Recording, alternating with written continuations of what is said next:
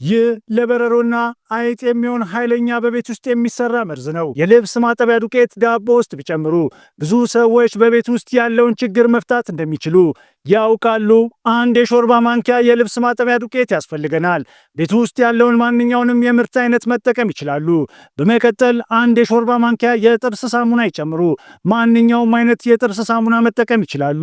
ስኳር አንድ ተኩል የሾርባ ማንኪያ እንጨምራለን።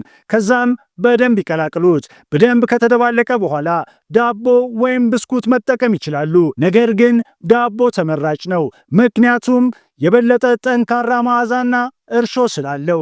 መጠኑን ለመጨመር ከፈለጉ ይህንን ስቴፕ እጥፍ ያድርጉት። በመጨረሻም 2 የፕላስቲክ ጠርሙሶች የታችኛው ክፍል ብቻ ያስፈልገናል። ይቁረጡ። አሁን ዝግጁ ነው። ይህ ለበረሮና አይጥ የሚሆን ኃይለኛ በቤት ውስጥ የሚሰራ መርዝ ነው። በተለይ ለበረሮች ዳቦና ስኳሩ እነዚህን ተባዮች የመሳብ ኃላፊነት አለባቸው።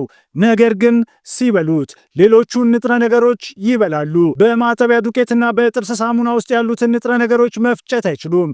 ይህንንም በቤቶ ጥግ ላይ በተለይም መገኛቸው ቦታ ላይ ማስቀመጥ ብቻ ነው።